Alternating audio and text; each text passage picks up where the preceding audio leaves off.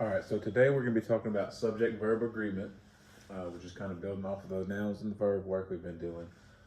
And subject-verb agreement is a long-winded way to say that the verb in a sentence has to match the subject and number.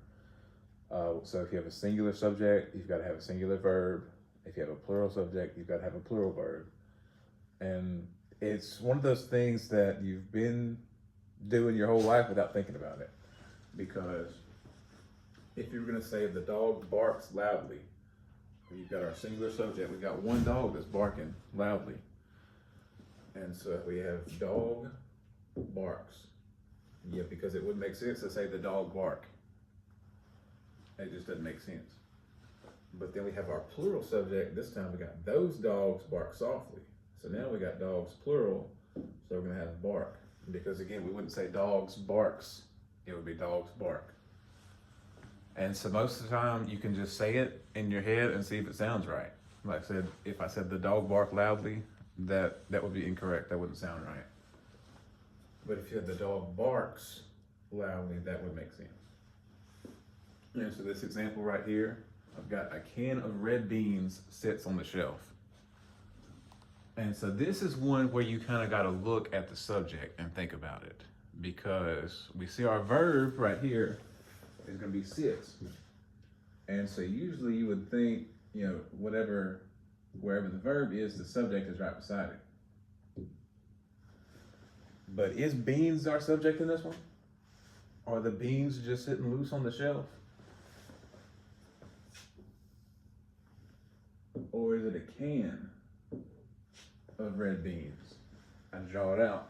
But it's the beans are in the can, and the can is sitting on the shelf. So the red beans is not our subject, but the can is our subject. We have got one can,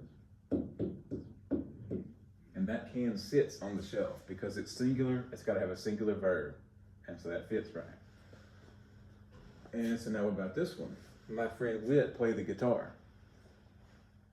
Well, you don't know Whit because he's my friend, but he is one person, and so he's got to have a singular verb, which is plays.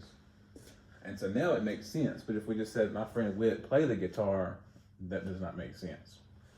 Like I said, it's got to have subject-verb agreement. A singular subject has got to have a singular verb. A plural subject has got to have a plural verb. And so this is what it's going to look like on the test. It's going to be the quiz, it's kind of the parentheses with two answers with a slash. And so now we have the dogs are sitting in the grass.